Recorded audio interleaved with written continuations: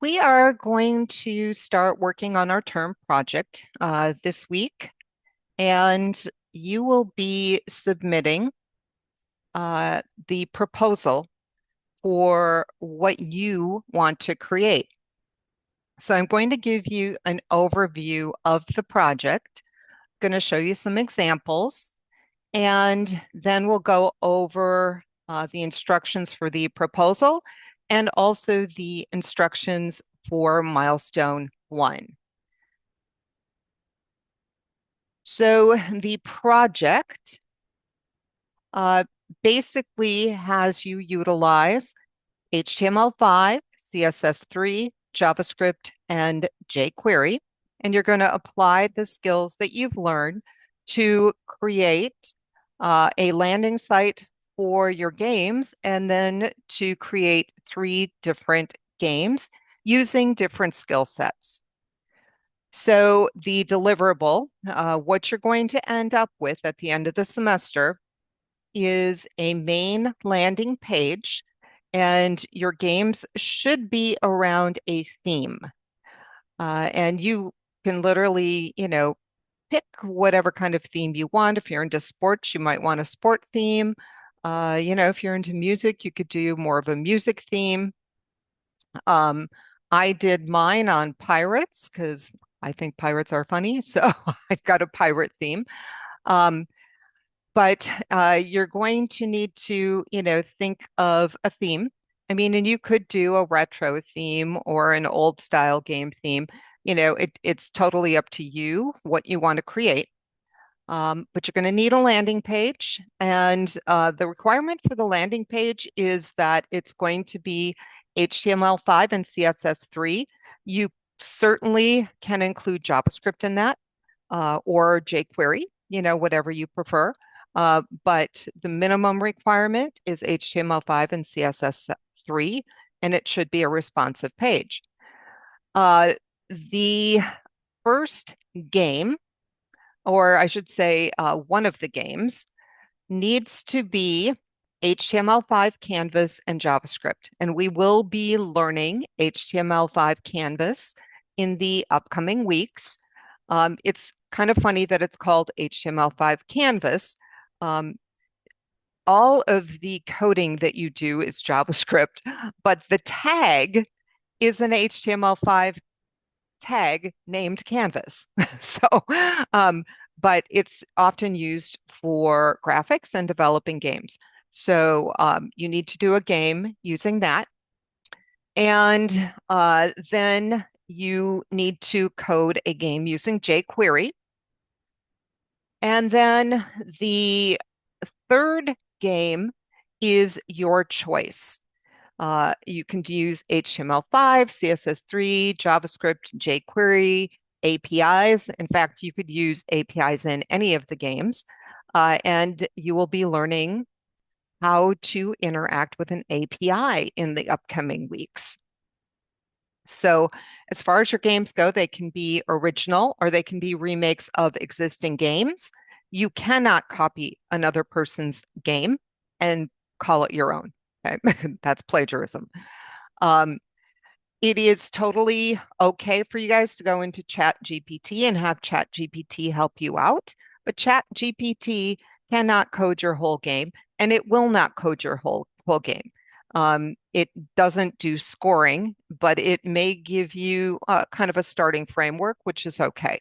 You are going to have to figure out scoring and that type of thing. So you can use HTML5, CSS3, JavaScript, jQuery.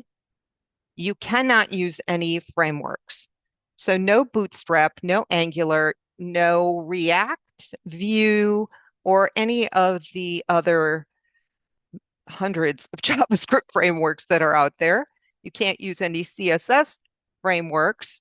Okay, so and you need to stay away from server-side technologies because this is a client-side class. Okay, so that is kind of an overview of the project. Uh, and as far as the grading goes, you should use best practice. Your the site needs to look aesthetically pleasing and the code needs to be free of bugs. Okay, so, but as far as the different programming structures that you utilize, it's really going to depend on the game itself. Okay, so that's kind of an overview of the project. And for your proposal, the proposal should indicate what your theme is going to be and ideas that you have for 3 games. And you can totally double dip your uh, assignment exercises and utilize those for games. We're going to be doing in our jQuery assignment, lab assignment, there is an exercise where you create your own draggable interactive website or page. And you can totally use that for a game. And that would count as your jQuery game. So when you work on that lab assignment, keep your term project in mind. And if you have, a theme that you are, working on, I would theme your draggable project, you know, so that it meets your term project theme, because that gives you an option. And then when we are coding up our Canvas game, I'm going to have you do a game in Canvas, and it's a collision game.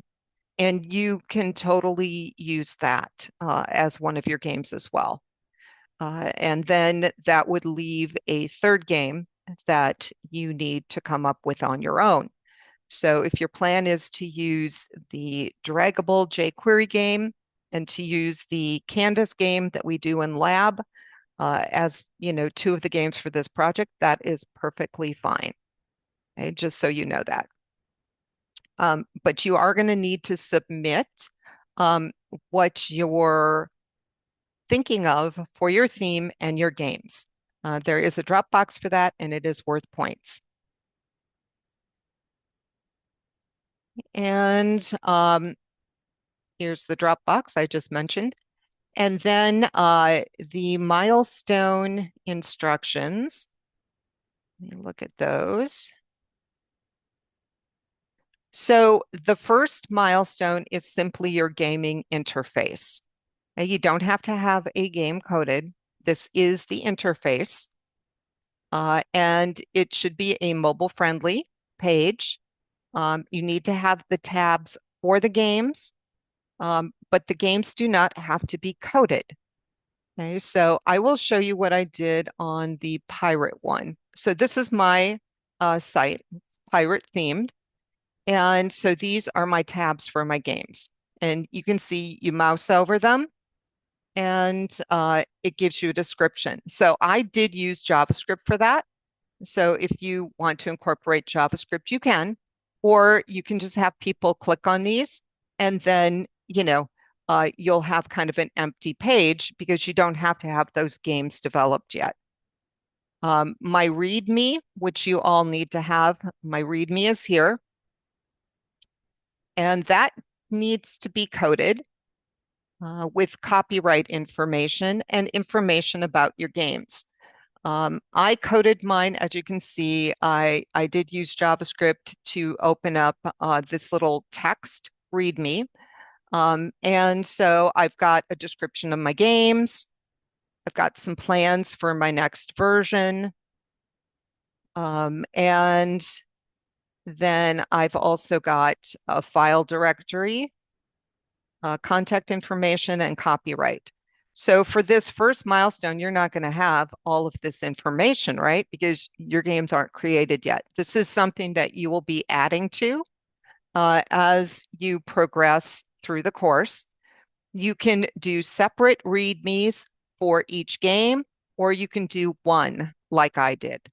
Okay, so that again is up to you. It's one of the design considerations that you will have to take into account.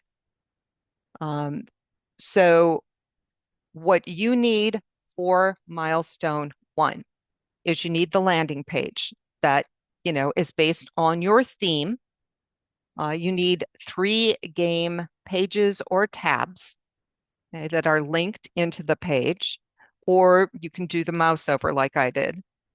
The interface needs to be well designed, easy to navigate, aesthetically pleasing, appropriate for the audience.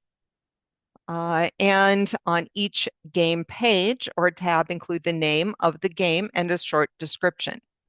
So if you do what I did with the mouse over, you're good because that has a description.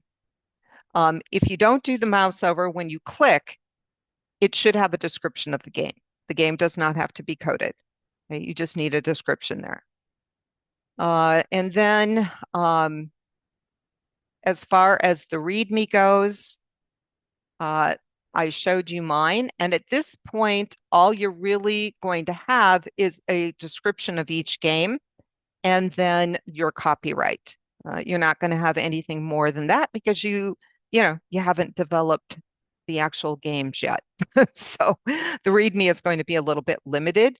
It just kind of indicating what your plans are. Okay, so that is milestone one. It's your gaming interface. And then the showcase. So the milestone and showcase are due at the same time. And for the showcase, this is for you to share with your classmates. And so you're going to create a video that displays your interface and walks your classmates through the menu. The video has to have sound. And basically, the talking points that you need to cover are the audience the site is intended for, interactive features that you included in the interface, why you selected the layout and color scheme, why the menu design will enhance the user's experience, and any coding issues you encountered and how you resolved them. And this should be placed into a PowerPoint. So what you should do is go through, your site first, show them all the features, and then go through the PowerPoint. Or you can go through the PowerPoint first and do your site last. Kind of up to you what order you do it in. I did create a little example, although I don't think it's for my pirate game. It's for a different site I was working on. But this is how you will be scored for points. You do need to review your classmates and then provide feedback to them. So that is the term project. So I've given you kind of a link to mine. And these are coded, although there are some changes I'm going to be making to them. But you can see they are coded. I've got sound effects in them. The Scramble one actually interfaces with a dictionary API. So it's checking the spelling of the words. So you only have to do 3, but honestly, I had a really fun time. So I did 6. So I actually had to stop myself from continuing because I had other work to do. So hopefully you guys will find this a fun project that allows you to apply what you learn. In addition to my example, I also have examples of other term projects here. And so you can click to see what other students have created. And let me see, I might have to, oh, good. So this is a card game. You can see the games. And this one, I believe they're keeping track of the high scores too. So you can take a look at these different, this was retro games.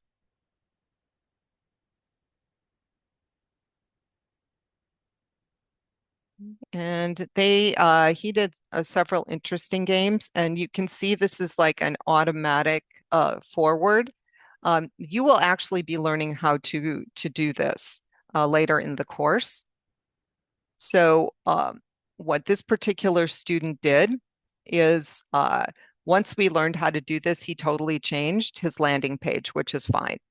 And so as we learn different things in the course and you have the lab assignments, if there's anything that we like, that you like, and you want to rework your landing page, you can do that and you can double dip, right? So you can submit that for your lab assignment and then use that here as well. Okay, so it's a pretty flexible project, but you can kind of take a look at what the different students set up. Okay, so that is our term project. Let me know if you have any questions, and I hope you really enjoy working on it.